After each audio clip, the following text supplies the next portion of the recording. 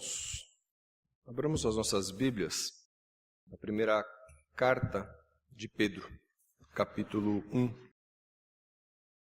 Nós leremos a partir do versículo 13. 1 de Pedro 1, 13 diz assim: Por isso, cingindo o vosso entendimento, sede sóbrios e esperai inteiramente na graça que vos está sendo trazida na revelação de Jesus Cristo. Como filhos da obediência, não vos amoldeis às paixões que tinhas anteriormente na vossa ignorância.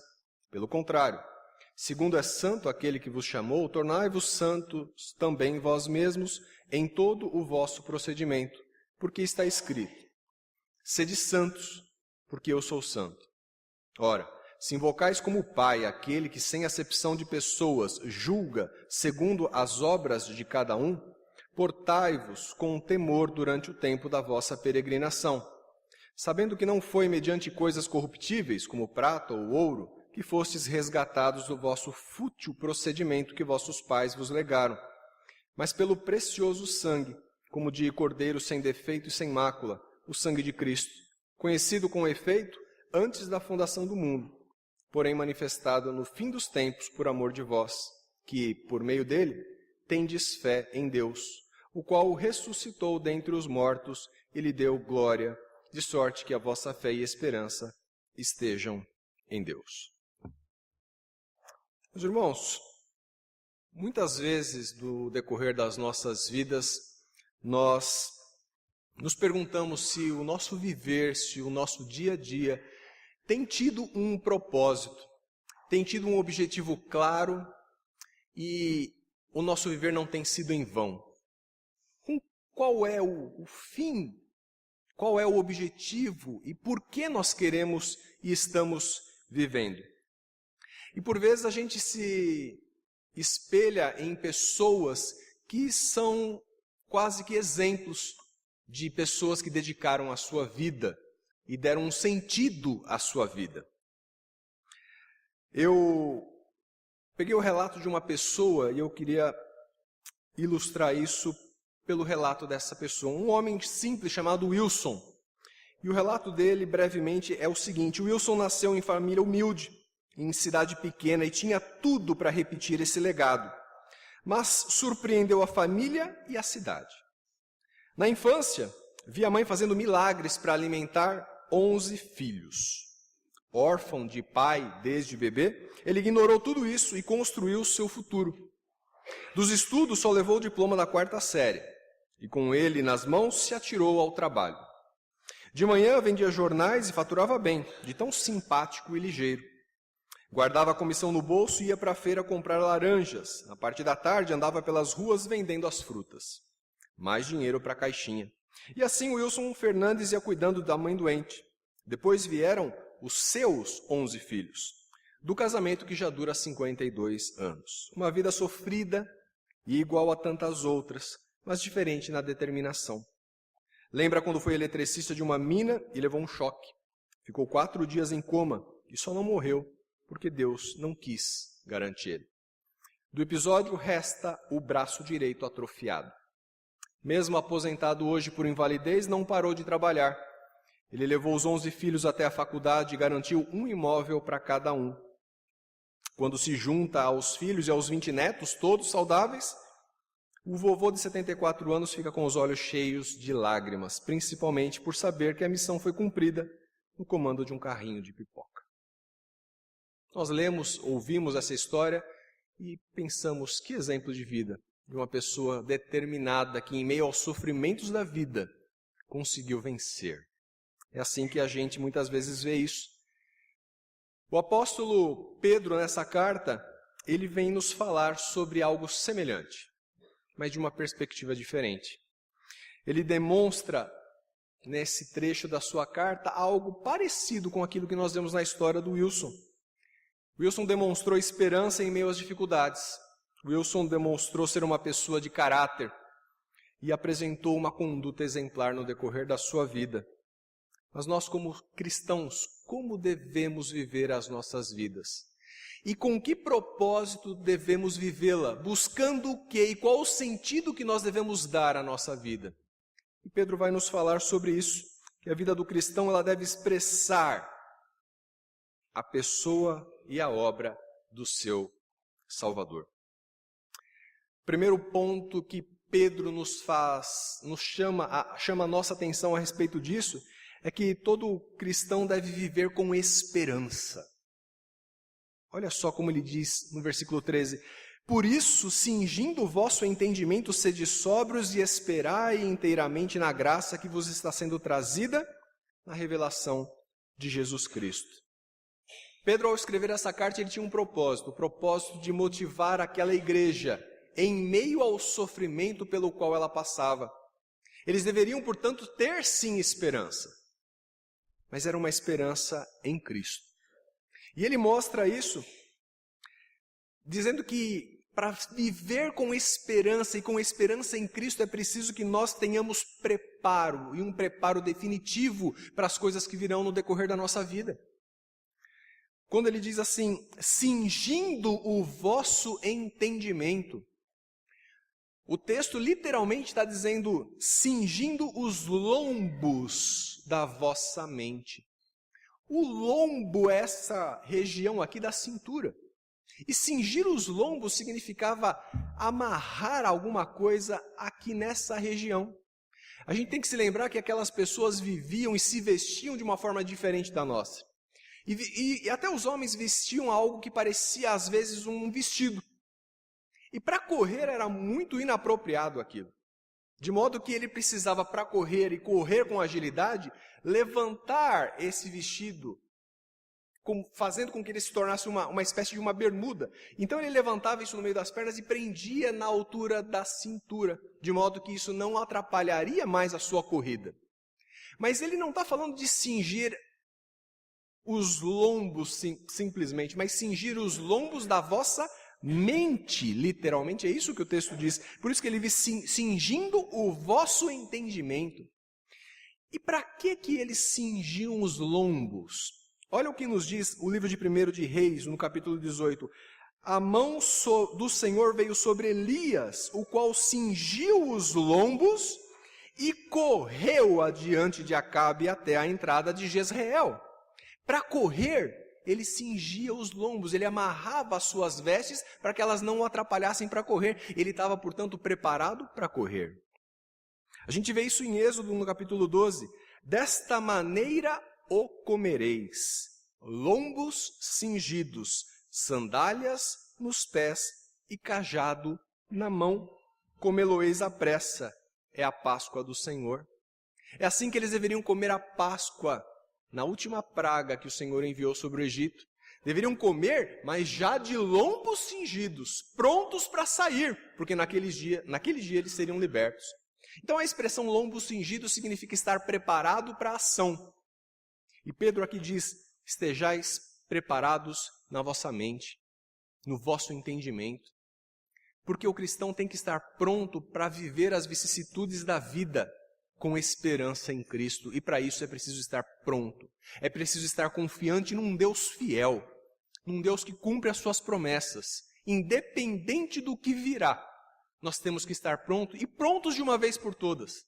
Nós não passamos a vida inteira nos preparando, mas ele diz aqui, cingindo, tendo cingido o vosso entendimento, estando preparados para o que vier. Vocês então podem ter esperança. Mas não só isso, ele diz que nós precisamos estar vigilantes constantemente. É o que ele diz quando está escrito, sede sóbrios. Sede sóbrios é uma questão de ter autocontrole. A sobriedade que lembra, sim, a sobriedade de quem não está embriagado. Porque quando você precisa estar sempre pronto, e sempre sóbrio, constantemente vigilante, para que a gente possa viver a vida com esperança, para que as coisas do nosso dia a dia não nos distraiam. Sobriedade é uma atitude constante que o cristão deve ter, porque o sóbrio de hoje pode estar embriagado amanhã, e isso não é bom, isso não traz esperança, isso não fortalece a nossa esperança. Por isso, o próprio Pedro vai falar mais para frente, nesta mesma carta, sede sóbrios e vigilantes, porque o diabo, o vosso adversário, anda em derredor, como um leão que ruge procurando alguém para devorar. É essa a tônica de Pedro aqui, que o povo que quer ter esperança tem que estar em constante vigilância, pronto para o que vier. E assim nós poderemos ter esperança, porque a esperança já está sendo trazida. É isso que ele nos diz: esperai inteiramente na graça que vos está sendo trazida na revelação de Jesus Cristo. A revelação está sendo trazida. Ela já chegou de certo modo, mas ela não chegou plenamente. Ela continua sendo trazida até o último dia, quando ela há de ser revelada plenamente na glória do nosso Senhor. Mas ela já começou, ela já está sendo trazida e é nela que nós temos que esperar. O imperativo aqui desse versículo é aqui: esperai. Por isso que o crente verdadeiro, ele tem que viver com esperança, mas mais que a esperança do Wilson, a esperança em Cristo. Mais que a esperança do que a vida comum pode nos trazer, a nossa esperança tem que estar na graça que já nos está sendo revelada em Cristo. Nós devemos viver com esperança, porque isso vai fazer que a nossa vida expresse a obra e a pessoa do nosso Salvador. Mas não só isso, nós devemos viver com esperança em Cristo, mas nós devemos desenvolver o nosso caráter. Olha o que o versículo 14 nos diz: como filhos da obediência, não vos amoldeis às paixões que tinhais anteriormente na vossa ignorância. Pelo contrário, segundo é santo aquele que vos chamou, tornai-vos santos também vós mesmos em todo o vosso procedimento. Porque está escrito: sede santos, porque eu sou santo. A segunda atitude que nós devemos ter é uma atitude de se tornar, de ser santo. É algo relacionado ao ser, aquilo que nós devemos ser. E por que nós devemos ser santos? Primeiro, porque nós somos filhos da obediência. Por isso nós devemos ser santos. Nós não somos mais filhos da desobediência. Paulo, quando escreve aos Efésios, no capítulo 2, ele diz assim: ele vos deu vida, estando vós mortos nos vossos delitos e pecados, nos quais andastes outrora, segundo o curso deste mundo, segundo o príncipe da potestade do ar, do espírito que agora atua nos filhos da desobediência. Mas vós não. Vós andáveis outrora nesse espírito, mas hoje vocês não são mais filhos da desobediência. Hoje nós somos filhos da obediência. É isso que Pedro está falando aqui no versículo 14, como filhos da obediência. Anteriormente vocês eram filhos da desobediência, mas hoje não mais. Hoje há a possibilidade de nós nos amoldarmos, de nós nos conformarmos à imagem do Filho, e não mais às nossas próprias paixões. Paulo vai repetir isso lá em Romanos 12, não vos conformeis com este século, mas transformai-vos pela renovação da vossa mente, para que experimenteis qual seja a boa, agradável e perfeita vontade de Deus. Então nós somos filhos hoje da obediência, por isso nós devemos ser santos. Mas não só por isso, porque a palavra de Deus, ela ainda é válida. Ainda é. Nós temos que ter em mente que Pedro, quando falava isso, tinha nas suas mãos as escrituras do Antigo Testamento. Mas ele diz o seguinte, ele fala: tornai-vos santos em todo o vosso procedimento, porque escrito está. A expressão escrito está, ela tem um sentido de que aquilo que foi escrito continua válido até hoje. Aquilo que foi escrito, era como se Pedro estivesse querendo dizer para as pessoas, para os seus leitores, aquilo que vocês têm nas mãos, aquilo que está escrito e foi escrito para os nossos pais, continua válido. Foi escrito há muito tempo, mas o seu valor continua presente hoje. Aquilo que foi escrito na antiguidade ainda tem valor, está escrito, mas permanece com valor para nós. Aquilo não era só para os judeus, porque aqui é uma citação de Levíticos 11, mas não só para eles, mas para nós. E o que está escrito? Está escrito que Deus é santo, e Deus continua santo. Ele repete isso de Levíticos, isso está escrito em Levíticos 11, 19 e 20. 3 vezes está ali escrito que Deus é santo. O teólogo Arthur Pink, ele diz o seguinte, que Deus é com mais frequência intitulado santo do que onipotente. E, curiosamente, nós não somos obrigados a ser onipotentes ou oniscientes como Deus é, mas temos que ser santos como Deus é. Isso valia para o Antigo Testamento e vale também para nós, porque está escrito, e aquilo que está escrito, especificamente, vale para nós ainda hoje. A santidade de Deus pode ser vista, por exemplo, nos seus 10 mandamentos, que são válidos todos eles ainda para nós, como lei moral de Deus, como resumo de um Deus santo. Isso ainda tem validade para nós. Deus não é um Deus como o Deus das divindades pagãs, deuses que sentiam ciúmes, deuses que estavam cheios das mesmas paixões dos seus súditos pagãos. Deus é um Deus santo e quer para si um povo santo. Por isso que o verdadeiro cristão, ele tem que desenvolver um caráter, mas um caráter de santidade. Ele tem que ter esperança em Cristo e tem que desenvolver um caráter de santidade. Assim, a vida do crente vai expressar a obra e a pessoa do seu Salvador. Mas Pedro também nos diz que nós devemos ter uma conduta, mas uma conduta de temor a Deus.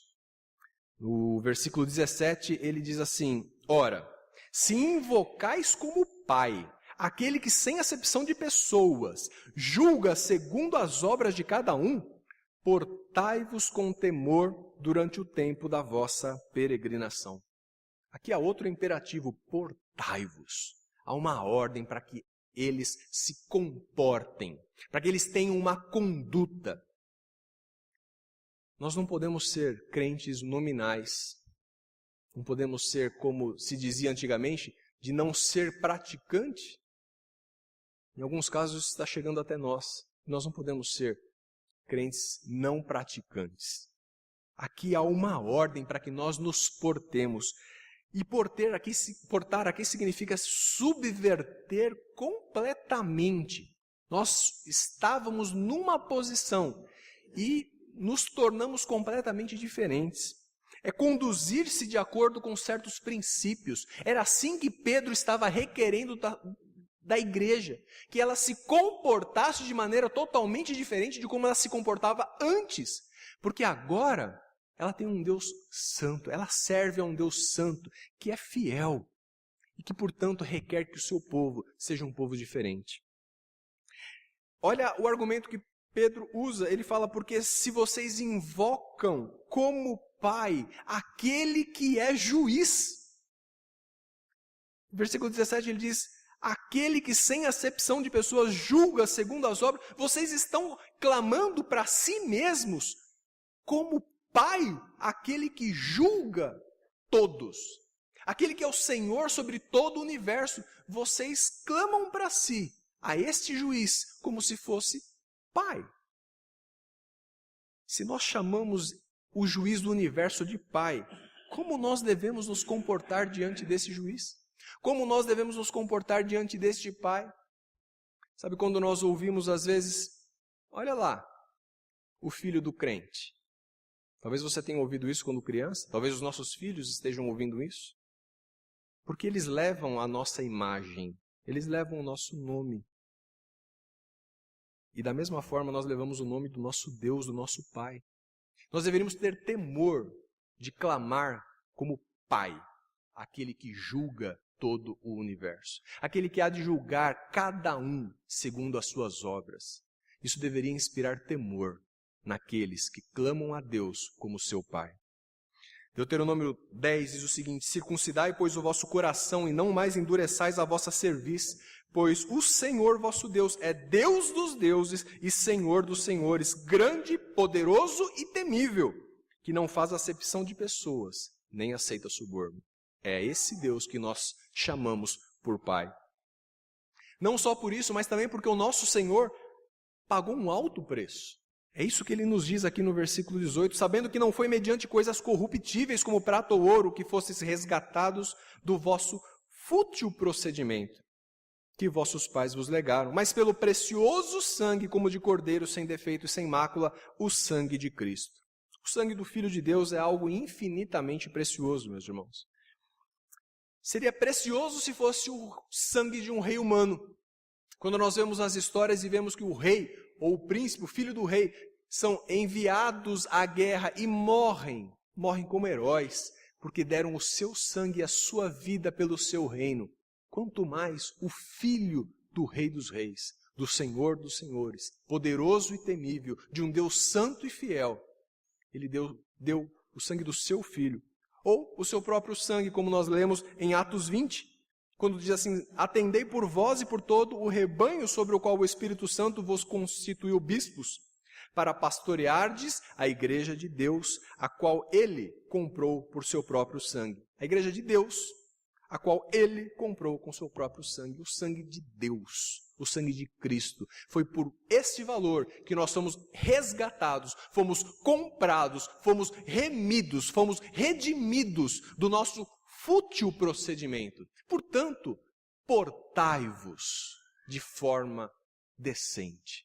Vivei como quem realmente vive diante do Senhor dos Senhores. Essa era a ordem de Pedro.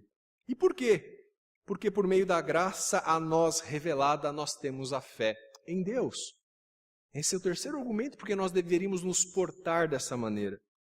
Ele diz isso no finalzinho do texto, que o sangue de Cristo, conhecido com efeito antes da fundação do mundo, porém manifestado no fim dos tempos por amor de vós, que por meio dele tendes fé em Deus, o qual ressuscitou dentre os mortos e lhe deu glória, de sorte que a vossa fé e esperança estejam em Deus.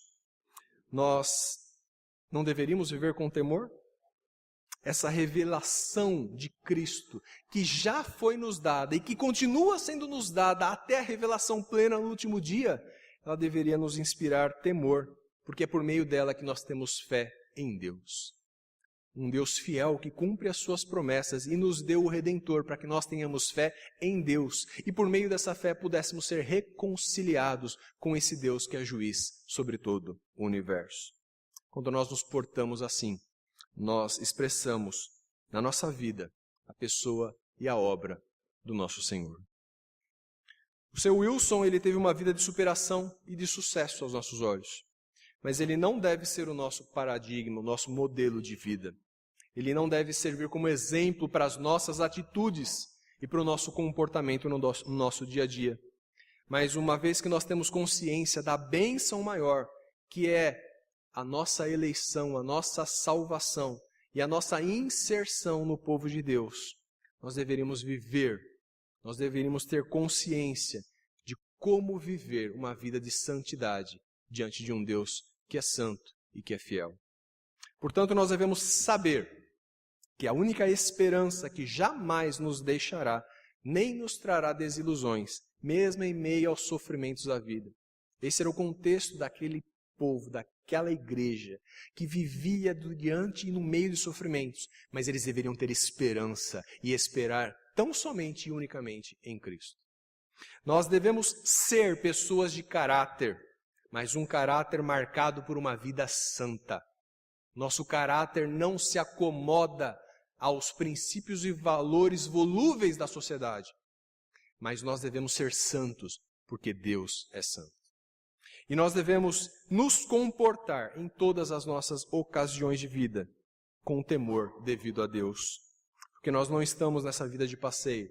Há sentido e há propósito na nossa vida, que nós tenhamos esperança, que nós sejamos santos e que nós nos portemos em conformidade com o Deus que nós servimos.